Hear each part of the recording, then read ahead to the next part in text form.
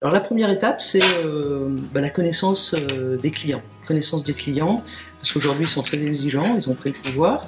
Et donc si on veut avoir des actions efficaces sur les réseaux sociaux, sur Internet, il faut bien connaître son client. Donc c'est le parcours d'achat, ses habitudes. Et il y a pas mal d'outils digitaux pour répondre à ça. La deuxième étape, c'est la visibilité en ligne. Donc ça passe par un site. Aujourd'hui, le web passe beaucoup par des stratégies de contenu. Donc créer des contenus corporate, créer des contenus experts par rapport à votre métier, et tout ce qui est effectivement également le référencement et la présence sur les réseaux sociaux. La troisième étape, c'est le développement de la relation avec les clients. Donc ça passe par faire vivre des expériences mémorables à ses clients, c'est-à-dire que le parcours d'achat avant, pendant et après soit fluide. Les clients aujourd'hui ne veulent plus attendre, veulent qu'on réponde à leurs questions le plus rapidement possible. Donc tout ça, ça va passer par effectivement travailler sur le parcours d'achat de ses clients. Les clients veulent aussi participer. Donc tout ce qui est co-création des offres, c'est des techniques qui aujourd'hui sont très développées.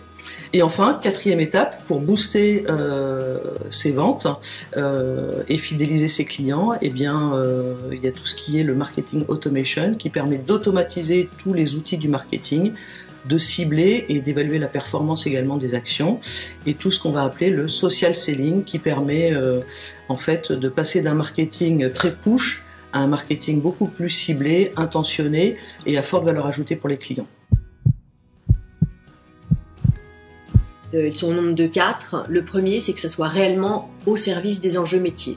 C'est pas la peine de faire un projet digital pour faire du digital. Il faut réellement que ça serve les enjeux de l'entreprise. Il faut aussi que ce soit soutenu par la direction générale, car s'il n'y a pas une volonté tout au top de la pyramide, ça ne passera pas. Les opérationnels n'iront pas.